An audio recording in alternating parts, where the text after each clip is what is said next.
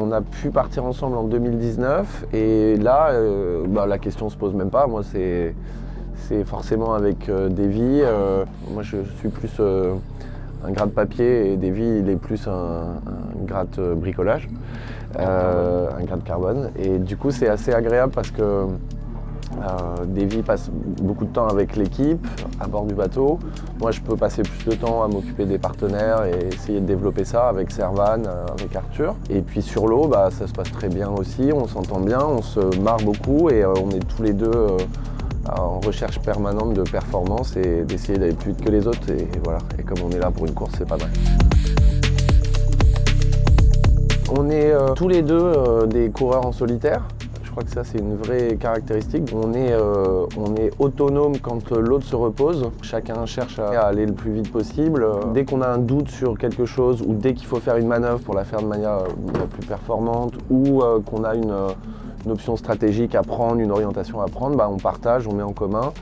Et puis on essaye de se persuader l'un l'autre que la bonne solution c'est ça. Et puis après, parfois il faut trancher. Donc c'est celui qui est le plus sûr de lui qui a le dernier mot sur l'option en question. Et donc voilà, c'est très agréable. Si ça marche, tant mieux. Et si ça marche pas, on se dit qu'on essaiera de faire mieux après. Déjà, on est plus sur la découverte de l'un l'autre. Non, comme on a un bateau bien plus rapide qu'avant, on a des ambitions bien plus élevées. Donc c'est pas qu'on se met la pression, mais en tout cas, on a envie de faire mieux. Et je pense sincèrement qu'on va faire mieux qu'il y a 2 ans. Je pense que le plus gros point, ça va être les premiers 4-5 jours, c'est-à-dire la sortie de la Manche, le dégolfage, où on va aller chercher en fait ce qu'on appelle les alizés, donc les vents portants qui vont nous propulser jusqu'au poteau noir. Et ceux qui arriveront les premiers à attraper avec le meilleur angle ces alizés, ils vont être propulsés devant. Après, le poteau noir, ça reste une zone toujours vivante, intéressante. Un peu aléatoire. Un peu aléatoire, bien sûr, mais aléatoire qui peut un peu s'anticiper quand même. Déjà, je trouve très intelligent, très malin qu'il y ait plusieurs parcours et que ça puisse permettre à tous les bateaux d'arriver à peu près en même temps en Martinique. Ça, c'est d'un point de vue global, c'est très intéressant. Ça va être une belle fête à tout point de vue à l'arrivée.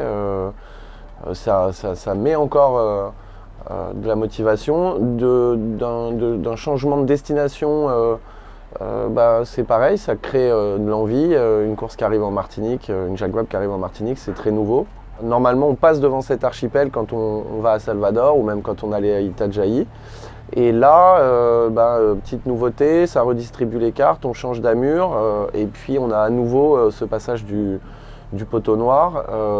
Ce bord un petit peu ouvert dans l'Alizé qui va nous amener en Martinique va être très intéressant. Ça risque d'être un bord rapide où on va pouvoir laisser s'exprimer le potentiel des bateaux et voilà, c'est très motivant, ça donne envie d'être en forme et de rien lâcher jusqu'à ce début de dernier bord où on sait qu'on va prendre du plaisir, on va pouvoir pousser la machine à fond.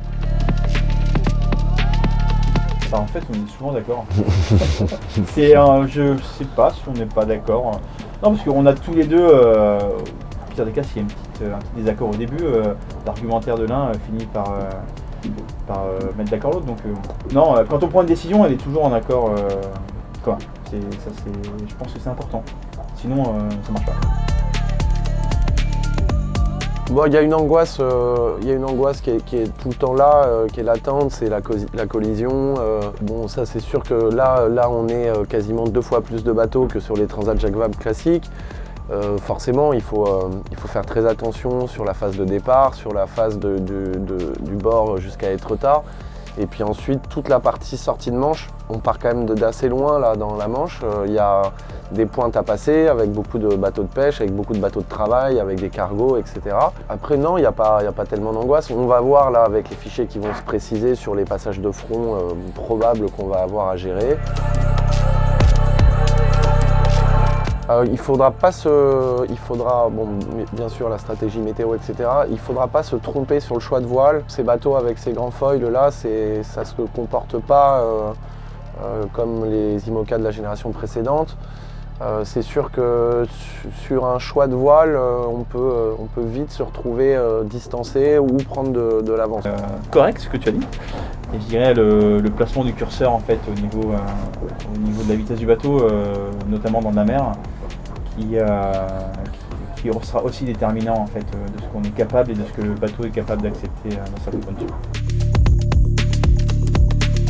Il y a quelque chose de très flagrant quand on revient d'un Vendée, c'est qu'on a l'impression que partir sur la Transat Jacques Vabre, c'est très court. Ça va pas être long psychologiquement, etc. Donc ça, c'est vachement agréable. Et donc du coup, on va pouvoir se mettre en mode sprint. Après, oui, on est un peu plus attendu. On a aussi envie de faire mieux et puis de viser les places de devant. Donc on a aussi plus de moyens de la part des sponsors. Donc on a une équipe qui est plus étoffée, plus professionnelle.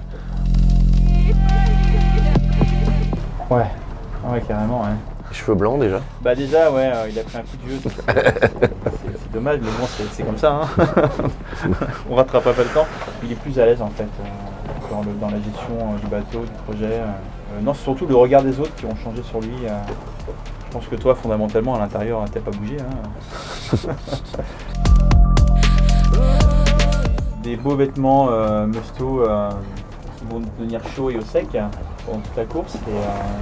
Et voilà, enfin, on n'emmène pas grand-chose, le strict nécessaire pour être un peu de confort à bord. Ah, on a mis le safran à foil. Ah, dans le bateau ou non, pour l'arrivée? Ouais, pour l'arrivée. On a mis ça dans le conteneur. Je sais pas, un bon canapé bien douillet. Clairement.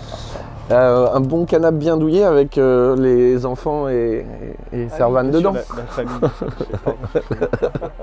Voilà.